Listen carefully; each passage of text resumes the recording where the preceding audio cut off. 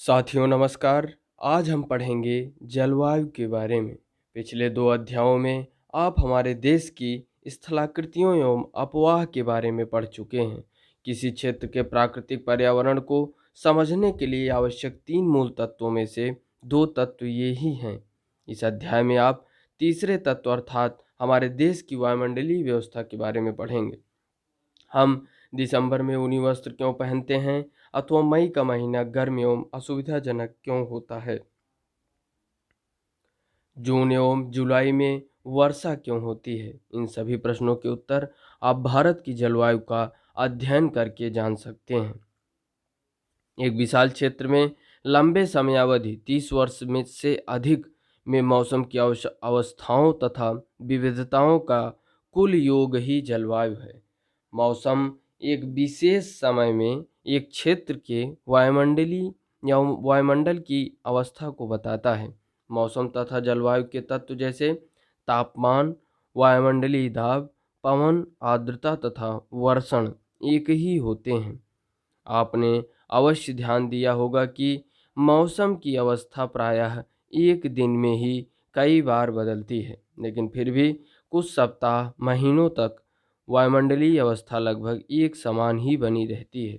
जैसे दिन गर्म या ठंडे, हवादार या शांत, आसमान बादलों से घिरा या साफ तथा आर्द्र या शुष्क हो सकते हैं।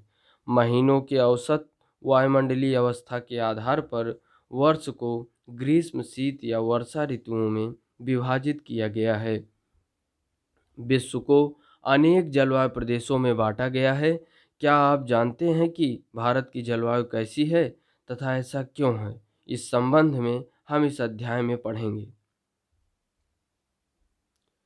क्या आप जानते हैं मानसून शब्द की उत्पत्ति अरबी शब्द मौसम से हुई है, जिसका शाब्दिक अर्थ है मौसम। मानसून का अर्थ एक वर्ष के दौरान वायु की दिशा में ऋतु के अनुसार परिवर्तन। भारत की जलवायु को मानसूनी जलवायु कहा जाता है। एशिया में इस प्रकार की जलवायु मुख्यतः दक्षिण तथा दक्षिण पूर्व में पाई जाती है। सामान्य प्रतिरूप में लगभग एक रूपता होते हुए भी देश की जलवायु अवस्था में स्पष्ट प्रादेशिक भिन्नताएं हैं। आइए हम 2 महत्वपूर्ण तत्व तापमान एवं वर्षण को लेकर देखें कि एक स्थान से दूसरे स्थान पर तथा एक मौसम से दूसरे मौसम में इनमें किस प्रकार की भिन्नता है। गर्मियों में राजस्थान के मरुस्थल में कुछ स्थानों का तापमान लगभग 50 डिग्री सेंटीग्रेड तक पहुंच जाता है, जबकि जम्मू कश्मीर के पहलगाम में तापमान लगभग 20 डिग्री सेंटीग्रेड रहता है। सर्दी की रात में जम्मू कश्मीर में द्रास का तापमान -45 डिग्री सेंटीग्रेड तक हो सकता है, जबकि तिरुवनंतपुरम में यह 22 डिग्री सेंटीग्रेड हो सकता है। क्या आप जानते हैं कुछ क्षेत्रों में रात एवं दिन के तापमान में बहुत अधिक अंतर होता है। थार के मरुस्थल में दिन का तापमान 50 डिग्री सेंटीग्रेड तक हो सकता है, जबकि उसी रात यह नीचे गिरकर 15 डिग्री सेंटीग्रेड तक पहुंच सकता है। दूसरी ओर केरल या अंडमान एवं निकोबार में दिन तथा रात का तापमान लगभग समान ही रहता है। अब वर्षण की ओर ध्यान दें। वर्षण के रूप तथा प्रकार में ही नहीं, बल्कि उसकी मात्रा एवं ऋतु के अनुसार वितरण में भी भिन्नता होती है। हिमालय में वर्षण अधिकतर हिम के रूप में होता है तथा देश के शेष भाग में यह वर्षा के रूप में होता है। वार्षिक वर्षण में विभिन्नता वार्षिक वर्षण में भिन्नता मेघालय में 400 सेंटीमीटर से लेकर लद्दाख एवं पश्चिमी राजस्थान में यह 10 सेंटीमीटर से भी कम होती है। देश के अधिकतर भागों में जून से सितंबर तक वर्षा होती है, लेकिन कुछ क्षेत्रों जैसे तमिलनाडु तट पर अधिकतर वर्षा अक्टूबर एवं नवंबर में होती है। सामान्य रूप से तटीय क्षेत्रों के तापमान में अंतर कम होता है। देश के आंतरिक भागों में मौसमी एवं ऋतुनिष्ठ अंतर अधिक होता है। उत्तरी मैदान में वर्षा की मात्रा सामान्यतः पूर्व से पश्चिम की ओर घटती जाती है। ये भिन्नताएं लोगों के जीवन में विविधता लाती हैं, जो उनके भोजन, वस्त्र और घरों में के प्रकार में दिखती है। ज्ञात कीजिए, राजस्थान में घरों की दीवार मोटी तथा छत चपटी क्यों होती है। आप जानते हैं कि राजस्थान में ये मोटी दीवारें इसलिए बनाई जाती हैं क्योंकि जिससे वह गर्मी को रोक सकें और सपाट छतें बारिश के दौरान एकत्र किए गए थोड़े से पानी को बनाए रखने में मदद करती है। चूँकि इन क्षेत्रों में वर्षा अब इसमें देखते हैं कम होती है, तो इसलिए जो है इस तरीके की और गर्मी अत्यधिक रहती है, तो इसलिए मोटी दीवारें बनाई जाती हैं जिससे गर्मी को वह रोकती है और छतें सपाट होती हैं जो थोड़े से पानी को बनाए रखने में मदद करती है। तराई क्षेत्र तथा गोवा एवं मैंगलोर में ढाल वाली छतें क्यों होती हैं। चूँकि इन क्षेत्रों में वर्षा अधिक होती है, इसलिए इन क्षेत्रों में ढाल वाली छतें होती हैं ताकि वर्षा का जो पानी है वो जमे ना और साथ ही साथ बह जाए। असम में प्रायः कुछ घर बांस के खंभों स्टील पर क्यों बने होते हैं। अब असम में इसलिए बनाया जाता है ऐसा कि मकान लगभग ज़मीन से 10 से 12 फीट ऊपर बनाया जाता है। इससे बारिश के दौरान घर में बाढ़ आने से बचा जा सकता है और इन्हें मजबूत बांस के खंभों पर बनाया जाता है।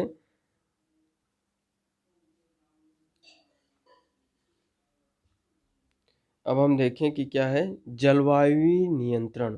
जलवायु नियंत्रण किसी भी क्षेत्र की जलवायु को नियंत्रित करने वाले 6 प्रमुख कारक अक्षांश, तुंगता यानी ऊंचाई, वायुदाब एवं पवन तंत्र, समुद्र से दूरी, महासागरीय धाराएं तथा उच्चावच लक्षण है। किसी भी क्षेत्र की जलवायु को नियंत्रित करने वाले 6 प्रमुख कारक है अक्षांश, तुंगता यानी ऊंचाई, वायुदाब एवं पवन तंत्र, समुद्र से दूरी, महासागरीय धाराएं तथा उच्चावच लक्षण। पृथ्वी की गोलाई के कारण इसे प्राप्त सौर ऊर्जा की मात्रा अक्षांशों के अनुसार अलग अलग होती है। इसके परिणाम स्वरूप तापमान विषुवत वृत्त से ध्रुवों की ओर सामान्यतः घटता जाता है। जब कोई व्यक्ति पृथ्वी की सतह से ऊंचाई की ओर जाता है तो वायुमंडल की सघनता कम हो जाती है तथा तापमान घट जाती है। इसलिए पहाड़ियाँ गर्मी के मौसम में भी ठंडी होती हैं। किसी भी क्षेत्र का वायु दाब एवं पवन तंत्र उस स्थान के अक्षांश तथा ऊंचाई पर निर्भर करती है। इस प्रकार यह तापमान एवं वर्षा के वितरण को प्रभावित करती है। समुद्र का जलवायु पर समकारी प्रभाव पड़ता है। जैसे जैसे समुद्र से दूरी बढ़ती है यह प्रभाव कम होता जाता है एवं लोग विषम मौसमी अवस्थाओं को महसूस करते हैं। इसे महाद्वीपीय अवस्था गर्मी में बहुत अधिक एवं सर्दी में बहुत अधिक ठंडा कहते हैं। महासागरीय धाराएं समुद्र से तट की ओर चलने वाली हवाओं के साथ तटीय क्षेत्रों की जलवायु को प्रभावित करती हैं। उदाहरण के लिए कोई भी तटीय क्षेत्र जहां गर्म या ठंडी जलधाराएं बहती हैं और वायु की दिशा समुद्र से तट की ओर हो तब वह तट गर्म या ठंडा हो जाएगा। ज्ञात कीजिए, विश्व के अधिकतर मरुस्थल उपोष्ण कटिबंधीय भागों में स्थित महाद्वीपों के पश्चिमी किनारों पर क्यों स्थित हैं। क्योंकि ऐसा इसलिए है कि इस क्षेत्र में चलने वाली व्यापारिक पवन अपनी नमी को पूर्वी भाग में ही निकाल देती है। अब हम आगे देखें। अंत में किसी स्थान की जलवायु को निर्धारित करने में उच्चावच की भी बहुत महत्वपूर्ण भूमिका होती है। ऊंचे पर्वत ठंडी अथवा गर्म वायु को अवरोधित करते हैं। यदि उनकी ऊंचाई इतनी हो कि वे वर्षा लाने वाली वायु के रास्तों को रोकने में सक्षम होते हैं तो ये उस क्षेत्र में वर्षा का कारण भी बन सकते हैं। पर्वत के पवन विमुख ढाल अपेक्षाकृत सूखे रहते हैं। भारत की जलवायु को प्रभावित करने वाले कारक अक्षांश कर्क वृत्त देश के मध्य भाग, पश्चिम से कच्छ के रण से लेकर पूर्व में मिजोरम से होकर गुजरती है। देश का लगभग आधा भाग कर्कवृत्त के दक्षिण में स्थित है, जो उष्णकटिबंधीय क्षेत्र है। कर्कवृत्त के उत्तर में स्थित शेष भाग उपोष्णकटिबंधीय है। इसलिए भारत की जलवायु में उष्णकटिबंधीय जलवायु एवं उपोष्णकटिबंधीय जलवायु दोनों की विशेषताएं उपस्थित हैं। ऊंचाई, भारत के उत्तर में हिमालय पर्वत है। इसकी औसत ऊंचाई लगभग 6000 मीटर है। भारत का तटीय क्षेत्र भी विशाल है, जहां अधिकतम ऊंचाई लगभग 30 मीटर है। हिमालय मध्य एशिया से आने वाली ठंडी हवाओं को भारतीय उपमहाद्वीप में प्रवेश करने से रोकता है। इन्हीं पर्वतों के कारण इस क्षेत्र में मध्य एशिया की तुलना में ठंड कम पड़ती है। वायुदाब एवं पवन, भारत में जलवायु तथा संबंधित मौसमी अवस्थाएं निम्नलिखित वायुमंडलीय अवस्थाओं से संचालित होती हैं। वायुदाब एवं धरातली पवनें, ऊपरी वायु परिसंचरण तथा पश्चिमी चक्रवाती विक्षोभ एवं उष्णकटिबंधीय चक्रवात। भारत उत्तर पूर्वी व्यापारिक पवनें वाले क्षेत्र में स्थित है। ये पवनें उत्तरी गोलार्ध के उपोष्णकटिबंधीय उच्च दाब पट्टियों से उत्पन्न होती हैं। ये दक्षिण की ओर बहती हैं। कोरियोलिस बल के कारण दाहिनी ओर विक्षेपित होकर विषुवतीय निम्न दाब वाले क्षेत्रों की ओर बढ़ती हैं। सामान्यतः इन पवनों में नमी की मात्रा बहुत कम होती है, क्योंकि ये स्थलीय भागों पर उत्पन्न होती हैं एवं बहती हैं। इसलिए इन पवनों के द्वारा वर्षा कम या नहीं होती। इस प्रकार भारत को शुष्क क्षेत्र होना चाहिए, लेकिन ऐसा नहीं है। आइए देखें क्यों। कोरियोलिस बल, पृथ्वी के घूर्णन के कारण उत्पन्न आभासी बल को कोरियोलिस बल कहते हैं। इस बल के कारण पवनें उत्तरी गोलार्ध में दाहिनी ओर तथा दक्षिणी गोलार्ध में बाईं ओर विक्षेपित हो जाती हैं। इसे फेरल का नियम भी कहा जाता है। भारत की वायुदाब एवं पवन तंत्र अद्वितीय है। शीत ऋतु में हिमालय के उत्तर में उच्च दाब होता है। इस क्षेत्र की ठंडी शुष्क हवाएं दक्षिण में निम्न दाब वाले महासागरीय क्षेत्र के ऊपर बहती हैं। ग्रीष्म ऋतु में आंतरिक एशिया एवं उत्तर पूर्वी भारत के ऊपर निम्न दाब का क्षेत्र उत्पन्न हो जाता है। इसके कारण गर्मी के दिनों में वायु की दिशा पूरी तरह से परिवर्तित हो जाती है। वायु दक्षिण में स्थित हिंद महासागर के उच्च दाब वाले क्षेत्र से दक्षिण पूर्वी दिशा में बहते हुए विषुवत वृत्त को पार कर दाहिनी ओर मुड़ते हुए भारतीय उपमहाद्वीप पर स्थित निम्न दाब की ओर बहने लगती है। इन्हें दक्षिण पश्चिम मानसून पवनों के नाम से जाना जाता है। ये पवनें कोष्ण महासागरों के ऊपर से बहती हैं। ये पवनें कोष्ण महासागरों के ऊपर से बहती हैं, नमी ग्रहण करती हैं तथा भारत की मुख्य भूमि पर वर्षा करती हैं। इस प्रदेश में ऊपरी वायु परिसंचरण पश्चिमी प्रवाह के प्रभाव में रहता है। इस प्रवाह का एक मुख्य घटक जेट धारा है। जेट धाराएं लगभग 27 डिग्री से 30 डिग्री उत्तर अक्षांशों के बीच स्थित हैं। इसलिए इन्हें उपोष्णकटिबंधीय पश्चिमी जेट धाराएं कहा जाता है। भारत में ये जेट धाराएं ग्रीष्म ऋतु को छोड़कर पूरे वर्ष हिमालय के दक्षिण में प्रवाहित होती हैं। जेट धारा क्या है? ये एक संकरी पट्टी में स्थित क्षोभ मंडल में अत्यधिक ऊंचाई 12,000 मीटर से अधिक वाली पश्चिमी हवाएं होती हैं। इनकी गति गर्मी में 110 किलोमीटर प्रति घंटा एवं सर्दी में 184 किलोमीटर प्रति घंटा होती है।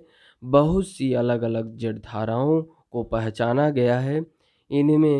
उनमें सबसे स्थिर मध्य अक्षांशीय एवं उपोष्णकटिबंधीय जलधाराएं हैं, दक्षिण में प्रवाहित होती हैं। इस पश्चिमी प्रवाह के द्वारा देश के उत्तर एवं उत्तर पश्चिमी भाग में पश्चिमी चक्रवाती विक्षोभ आते हैं। गर्मियों में सूर्य की आभासी गति के साथ ही उपोष्णकटिबंधीय पश्चिमी जलधारा हिमालय के उत्तर में चली जाती है। एक पूर्वी जलधारा जिसे उपोष्णकटिबंधीय पूर्वी जलधारा कहा जाता है, गर्मी के महीनों में प्रायद्वीपीय भारत के ऊपर लगभग 14 डिग्री उत्तरी अक्षांश में प्रवाहित होती है। पश्चिमी चक्रवातीय विक्षोभ सर्दी के महीनों में उत्पन्न होने वाली पश्चिमी चक्रवातीय विक्षोभ भूमध्य सागरीय क्षेत्र से आने वाले पश्चिमी प्रवाह के कारण होता है। वे प्रायः भारत के उत्तर एवं उत्तर पश्चिमी क्षेत्रों को प्रभावित करते हैं। उष्णकटिबंधीय चक्रवात मानसूनी महीनों के साथ साथ अक्टूबर एवं नवंबर के महीनों में आते हैं तथा ये पूर्वी प्रवाह के एक भाग होते हैं एवं देश के तटीय क्षेत्रों को प्रभावित करते हैं। क्या आपने आंध्र प्रदेश एवं उड़ीसा के तटों पर उनके द्वारा किए गए विनाश के बारे में पढ़ा या सुना है? अब हम देखेंगे भारतीय मानसून के बारे में। इससे पहले आप चित्र को देख सकते हैं। ये तिब्बत का पठार, अरब सागर, बंगाल की खाड़ी और हिंद महासागर विषुवत वृत्त आप देख रहे हैं। धरातली पवनों को आप देख रहे हैं। उपोष्ण पश्चिमी जेट स्ट्रीम भारतीय उपमहाद्वीप में जनवरी महीने के दौरान मौसम की स्थिति को आप देख रहे हैं और भारतीय उपमहाद्वीप में जून के महीने के मौसम के स्थिति को देखें। उस दौरान किस तरीके से अरब सागर से हवाओं का वेग चल रहा है और बंगाल की खाड़ी से होते हुए जो हवा की वेगें उठती हैं वो किस तरीके से भारतीय उपमहाद्वीप में चलती हैं। देख रहे हैं आप धरातली पवनों की रेखा। उसके बाद उष्णकटिबंधीय पूर्व जेट स्ट्रीम को आप देख रहे हैं जो डॉटेड में है और डबल डैश में जो दिखाई दे रहा है वो उपोष्ण पश्चिमी जेट स्ट्रीमें हैं जो ऑस्ट्रेलिया से होकर चल रही हैं विषुवत वृत्त के नीचे।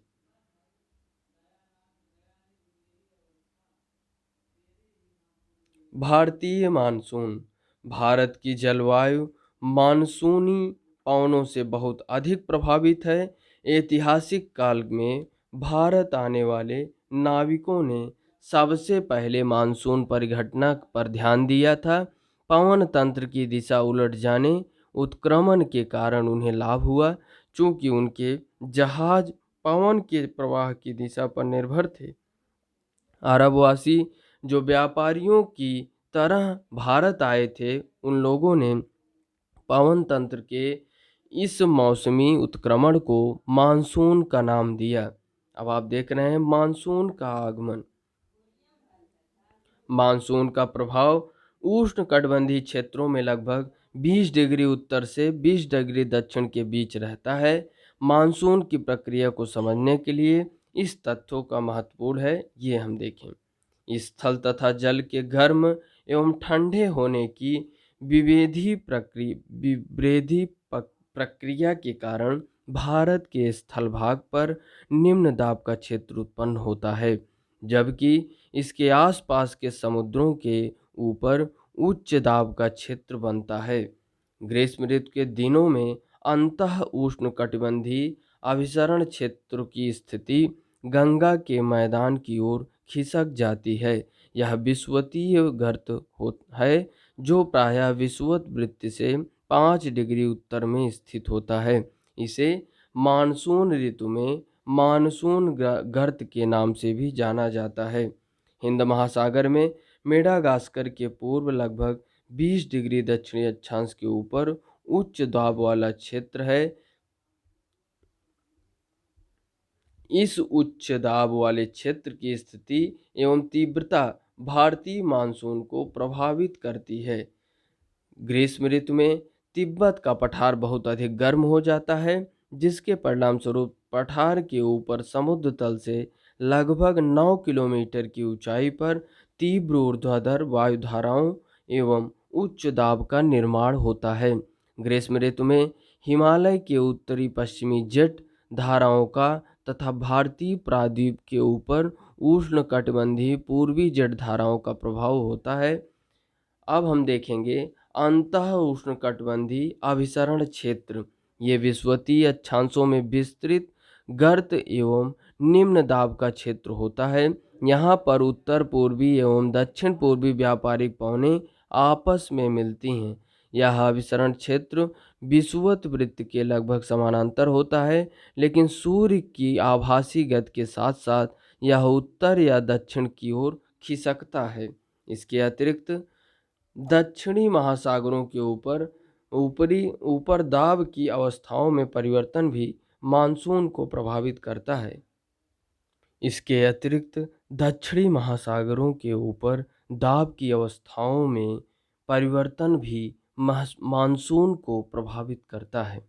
सामान्यतः जब दक्षिण प्रशांत महासागर के उष्णकटिबंधीय पूर्वी भाग में उच्च दाब होता है, तब हिंद महासागर के उष्णकटिबंधीय पूर्वी भाग में निम्न दाब होता है। लेकिन कुछ विशेष वर्षों में वायुदाब की स्थिति विपरीत हो जाती है तथा पूर्वी प्रशांत महासागर के ऊपर हिंद महासागर की तुलना में निम्न दाब का क्षेत्र बन जाता है।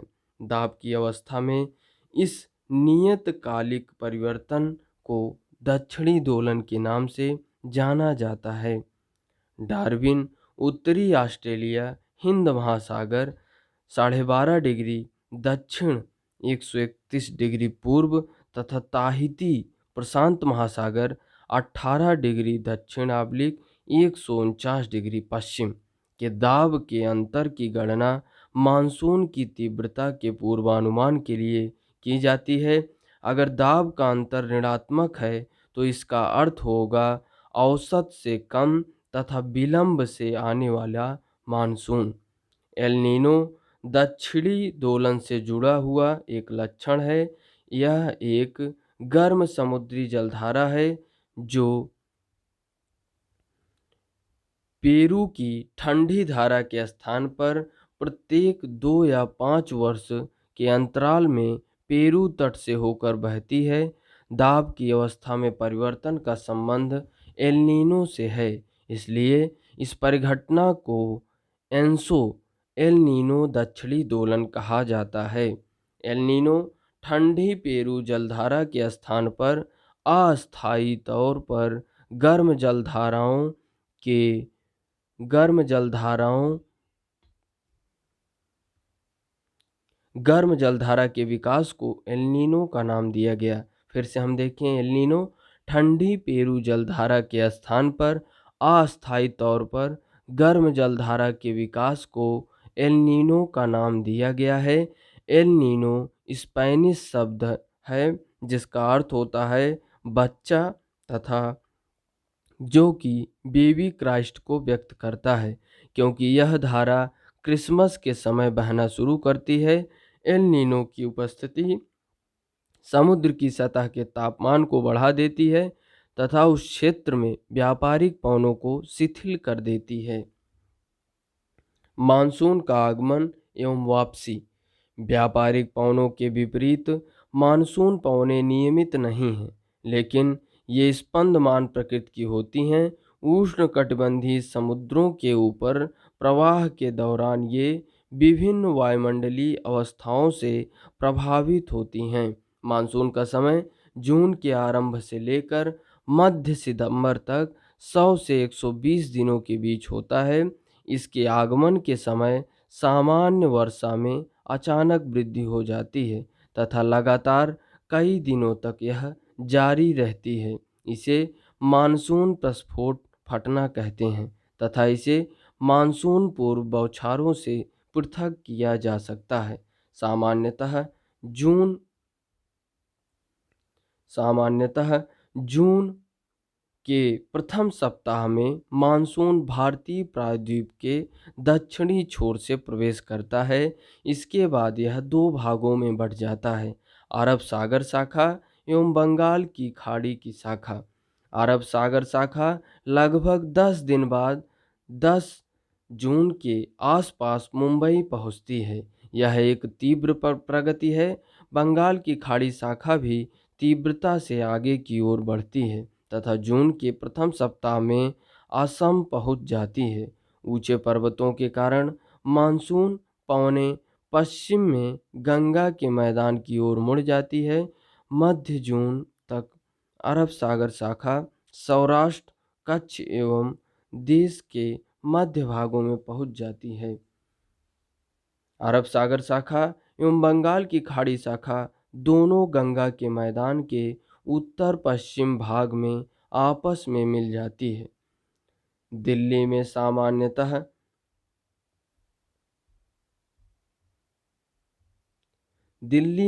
सामान्यतः मानसूनी वर्षा बंगाल की खाड़ी शाखा से जून के अंतिम सप्ताह में लगभग 29 जून तक होती है। जुलाई के प्रथम सप्ताह तक मानसून पश्चिमी उत्तर प्रदेश, पंजाब, हरियाणा तथा पूर्वी राजस्थान में पहुंच जाता है। मध्य जुलाई तक मानसून हिमाचल प्रदेश एवं देश के शेष हिस्सों में पहुंच जाता है। मानसून की वापसी अपेक्षाकृत एक क्रमिक प्रक्रिया है जो भारत के उत्तर पश्चिमी राज्यों से सितंबर में प्रारंभ हो जाती है। मध्य अक्टूबर तक मानसून प्रायद्वीप के उत्तरी भाग से पूरी तरह पीछे हट जाता है। प्रायद्वीप के दक्षिणी आधे भाग में वापसी की गति तीव्र होती है। दिसंबर के प्रारंभ तक देश के शेष भाग से मानसून की वापसी हो जाती है। द्वीपों पर मानसून की सबसे पहली वर्षा होती है। यह क्रमशः दक्षिण से उत्तर की ओर अप्रैल के अंतिम सप्ताह से लेकर मई के प्रथम सप्ताह तक होती है। मानसून की वापसी भी क्रमशः दिसंबर के प्रथम सप्ताह से जनवरी के प्रथम सप्ताह तक उत्तर से दक्षिण की ओर होती है। इस समय देश का शेष भाग शीत ऋतु के प्रभाव में होता है। अब हम देखेंगे ऋतुओं के बारे में। ऋतुएं मानसूनी जलवायु की विशेषता एक विशिष्ट मौसमी प्रतिरूप होता है। ये एक ऋतु से दूसरे ऋतु में मौसम की अवस्थाओं में बहुत अधिक परिवर्तन होता है। विशेषकर देश के आंतरिक भागों में ये परिवर्तन अधिक मात्रा में परिलक्षित होते हैं।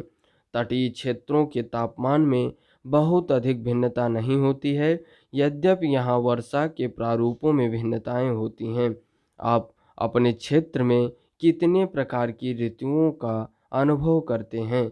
भारत में मुख्यतः 4 ऋतुओं को पहचाना जा सकता है। ये हैं शीत ऋतु, ग्रीष्म ऋतु, कुछ क्षेत्रीय विविधताओं के साथ मानसून के आगमन तक तथा वापसी का काल। अब हम देखेंगे शीत ऋतु। उत्तरी भारत में शीत ऋतु मध्य नवंबर से आरंभ होकर फरवरी तक रहती है। भारत के उत्तरी भाग में शीत ऋतु की हम चर्चा कर रहे हैं। इससे पहले हम फिगर को देख लें। भारत मानसून का आगमन 15 जुलाई, 1 जुलाई, धीरे धीरे 15 जून से मध्य में और 10 जून से मुंबई से भुवनेश्वर की तरफ, 5 जून हैदराबाद, 1 जून बेंगलुरु।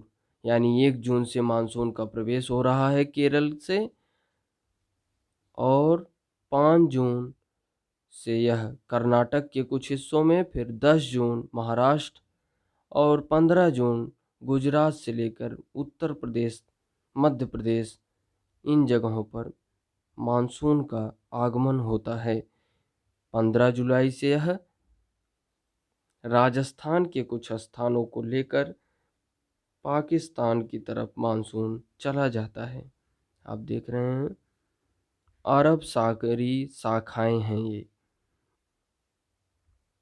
लक्षद्वीप भारत, अंडमान और निकोबार द्वीप समूह बंगाल की खाड़ी में स्थित है। अब हम देखेंगे शीत ऋतु। शीत ऋतु उत्तरी भारत में शीत ऋतु मध्य नवंबर से आरंभ होकर फरवरी तक रहती है। भारत के उत्तरी भाग में दिसंबर एवं जनवरी सबसे ठंड महीनों में होते हैं। तापमान दक्षिण से उत्तर की ओर बढ़ने पर घटता जाता है। पूर्वी तट पर चेन्नई का औसत तापमान 24 डिग्री सेल्सियस से 25 डिग्री सेल्सियस के बीच होता है, जबकि उत्तरी मैदान में यह 10 डिग्री सेल्सियस से 15 डिग्री सेल्सियस के बीच होता है। दिन गर्म तथा रातें ठंडी होती हैं। उत्तर में तुषारपात सामान्य है तथा हिमालय के ऊपरी ढलानों पर हिमपात होता है। इस ऋतु में देश में उत्तर पूर्वी व्यापारिक पवनें प्रवाहित होती हैं। ये स्थल से समुद्र की ओर बहती हैं तथा इसलिए प्रदेश के अधिकतर भाग में शुष्क मौसम होता है। इन पवनों के कारण कुछ मात्रा में वर्षा तमिलनाडु के तट पर होती है, क्योंकि वहाँ ये पवनें समुद्र से स्थल की ओर बहती हैं। देश के उत्तरी भाग में देश के उत्तरी भाग में एक कमजोर उच्च दाब का क्षेत्र बन जाता है, जिसमें हल्की पवनें इस क्षेत्र से बाहर की ओर प्रवाहित होती हैं। उच्चावच से प्रभावित होकर ये पवन पश्चिम तथा उत्तर पश्चिम में गंगा घाटी में बहती हैं।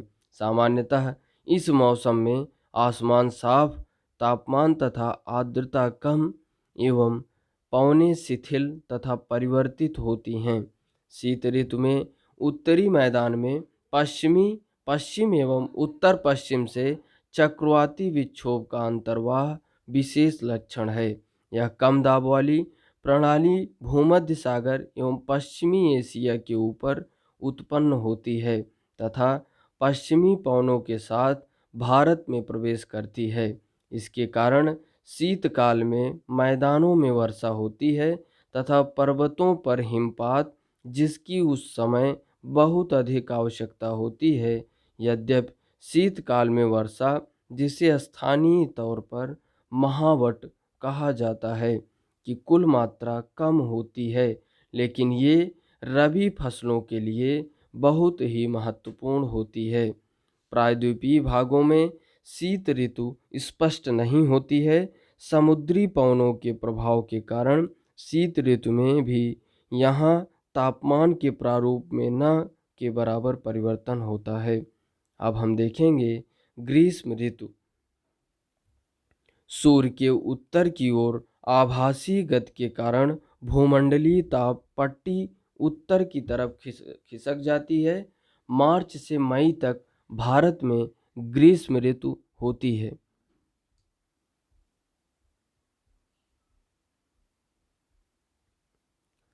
ताप पट्टी के स्थानांतरण के प्रभाव का पता विभिन्न अक्षांशों पर मार्च से मई के दौरान ग्रीष्म ऋतु में ताप पट्टी के स्थानांतरण के प्रभाव का पता विभिन्न अक्षांशों पर मार्च से मई के दौरान रिकॉर्ड किए गए तापमान को देखकर लगाया जा सकता है।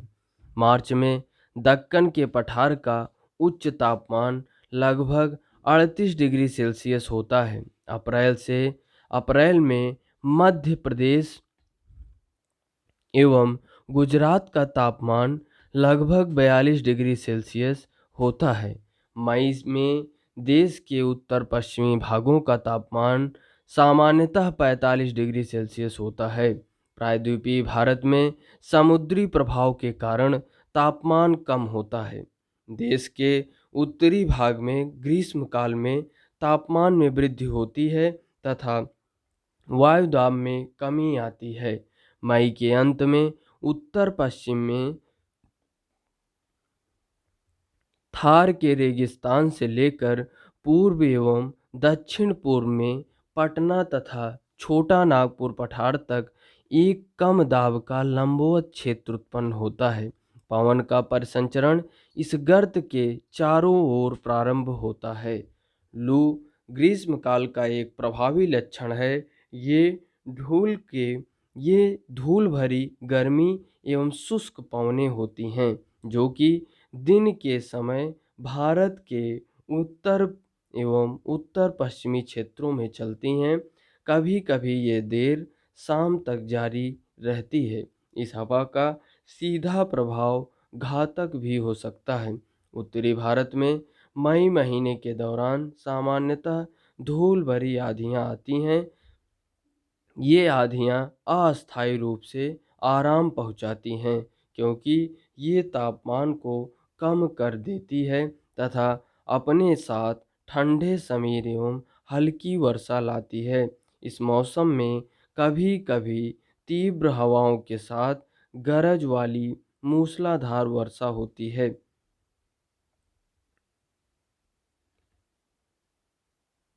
इसके साथ प्रायः हिमवृष्टि भी होती है। बैसाख के महीने में होने के कारण पश्चिम बंगाल में इसे काल बैसाखी कहा जाता है।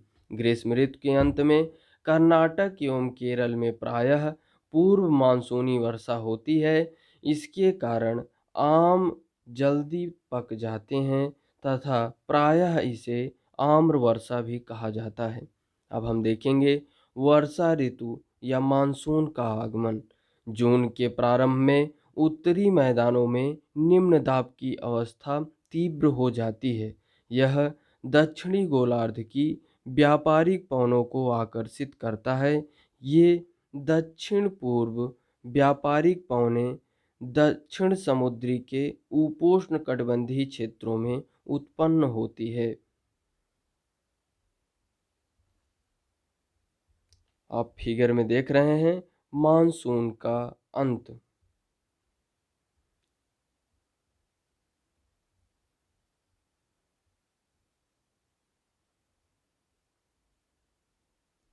15 नवंबर, 1 नवंबर, 15 अक्टूबर, अक्टूबर, सितंबर, 1 सितंबर से 15 सितंबर में मानसून का, 1 अक्टूबर, फिर 15 अक्टूबर हैदराबाद, अन्य क्षेत्रों में फिर 1 नवंबर बेंगलुरु, और फिर उसके बाद केरल से तिरुवनंतपुरम के बीच 15 दिसंबर में मानसून समाप्त हो जाता है।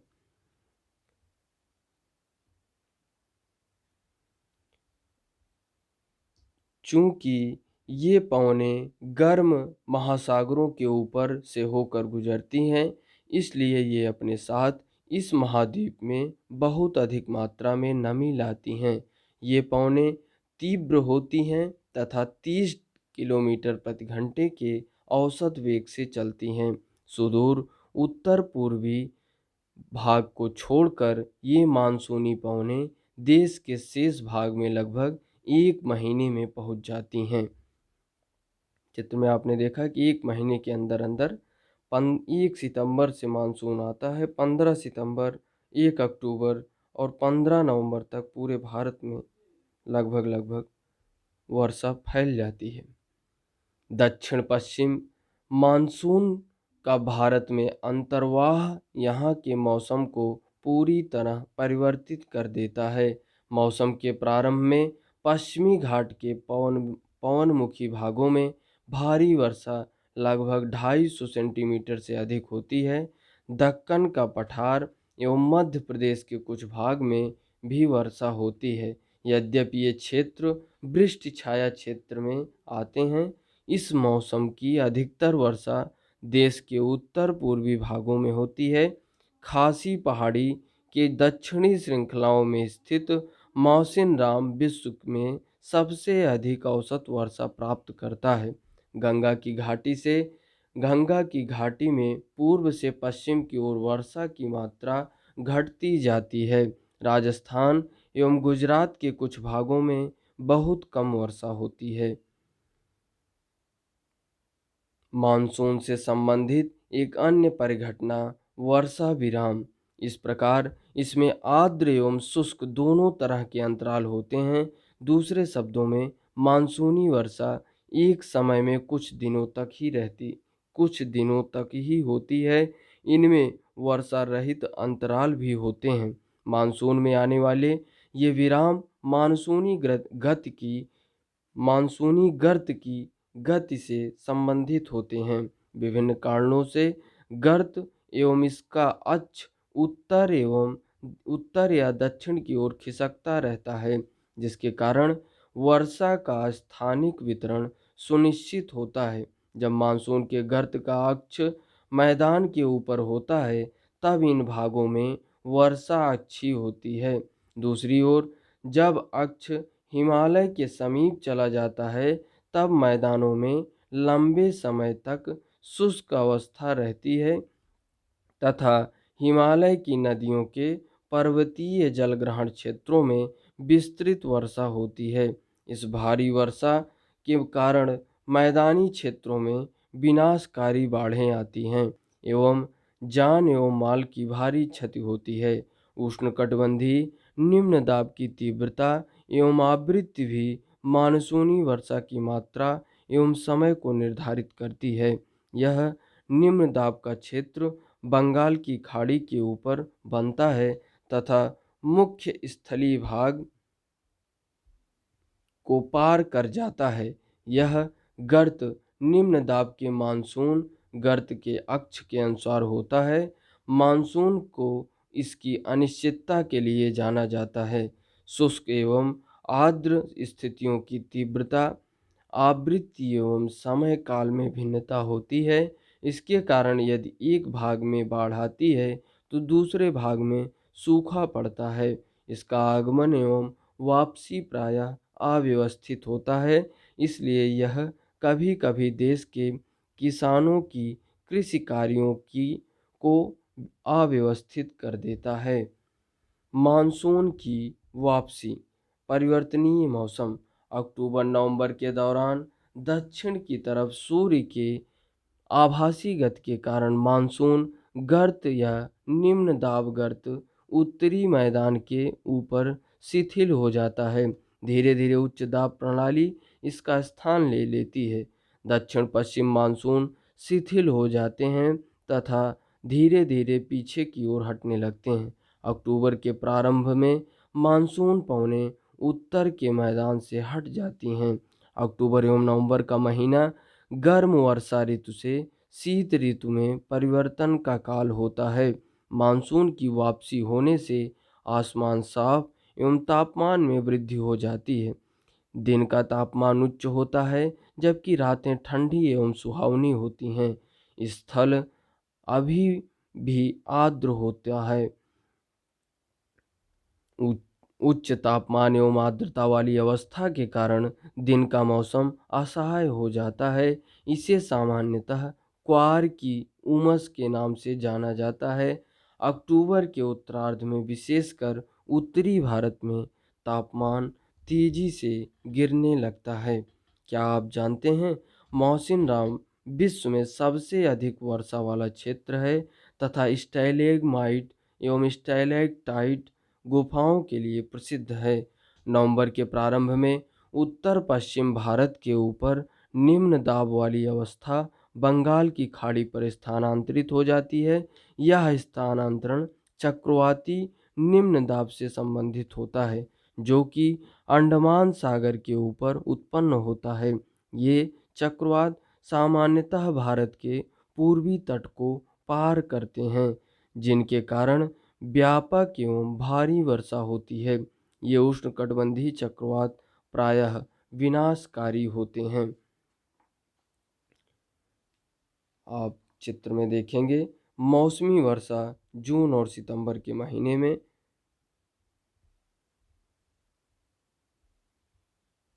400 से अधिक वर्षा जहां हो रही है उसका भाग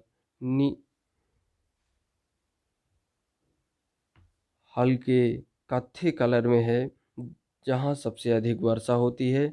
आप देख रहे हैं कि भारत के मेघालय में गारो खासी जयंतिया पहाड़ी पर सबसे ज़्यादा बारिश मौसिनराम में होती है। फिर आप इधर देखेंगे गोवा और कर्नाटक के मंगलौर के कुछ तटों पर अधिक वर्षा होती है और जिन क्षेत्रों में 200 से 400 की वर्षा होती है वो थोड़े वायलेंट कलर में हैं। ब्लू कलर में 100 से 200 सेंटीमीटर वर्षा भारत के जिन हिस्सों में होती है। ये है हमारी मौसमी वर्षा जो जून से सितंबर के मध्य होती है। अब हम देखेंगे वार्षिक वर्षा।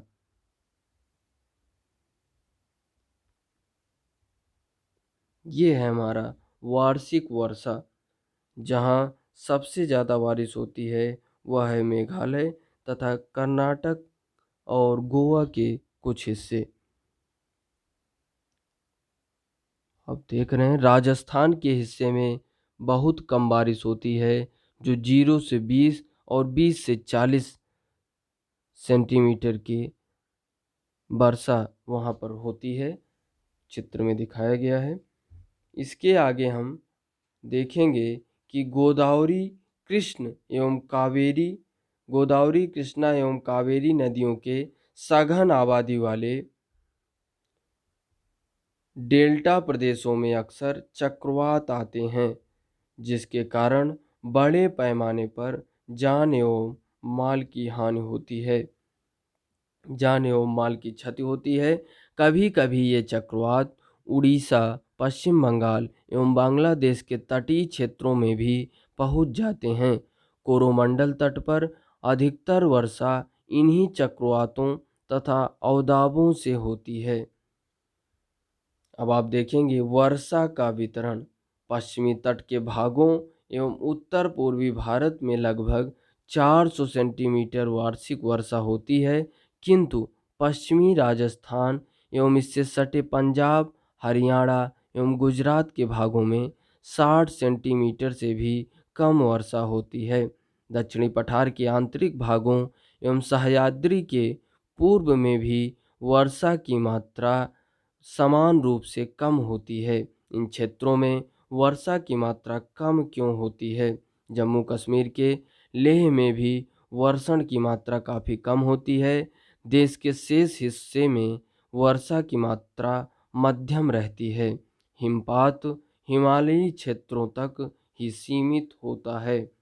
मानसून की प्रकृति के परिणाम स्वरूप एक वर्ष से दूसरे वर्ष होने वाली वार्षिक वर्षा की मात्रा में भिन्नता होती है।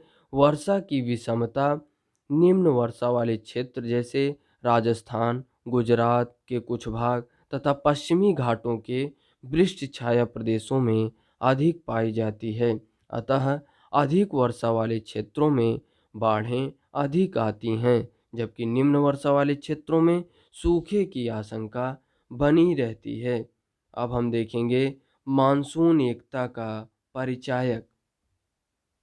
मानसून एकता का परिचायक। आप पहले ही पढ़ चुके हैं कि हिमालय अत्यंत ठंडी पवनों से भारतीय उपमहाद्वीप की रक्षा करता है। इसके कारण अपेक्षाकृत उच्च अक्षांशों के बावजूद उत्तरी भारत में निरंतर ऊंचा तापमान बना रहता है। इसी प्रकार प्रायद्वीपीय पठार में तीनों ओर से समुद्रों के प्रभाव के कारण न तो अधिक गर्मी पड़ती है और न अधिक सर्दी। इस समकारी प्रभाव के कारण तापमान की दिशाओं में बहुत कम अंतर पाए जाते हैं, परंतु फिर भी भारतीय प्रायद्वीप पर मानसून की एकता का प्रभाव बहुत ही स्पष्ट है। पवन की दिशाओं का ऋतुओं के अनुसार परिवर्तन तथा उनसे संबंधित ऋतु की दशाएं ऋतु चक्रों को एक लय प्रदान करती है। वर्षा की अनिश्चितताएं तथा उसका असमान वितरण मानसून का एक विशिष्ट लक्षण है। संपूर्ण भारतीय भूदृश्य, इसके जीव तथा वनस्पति, इसका कृषि चक्र, मानव जीवन तथा उनके त्योहार, उत्सव सभी इस मानसूनी लय के चारों ओर घूम रहे हैं। उत्तर से दक्षिण तथा पूर्व से पश्चिम तक संपूर्ण भारतवासी प्रतिवर्ष मानसून के आगमन की प्रतीक्षा करते हैं। ये मानसूनी पवनें हमें जल प्रदान कर कृषि की प्रक्रिया में तेजी लाती है एवं संपूर्ण देश को एक सूत्र में बांधती है। नदी घाटियाँ जो इन जलों का संवहन करती है, उन्हें भी एक नदी घाटी इकाई नाम दिया जाता है। तो ये रहा हमारा जलवायु का चैप्टर। धन्यवाद। जय हिंद।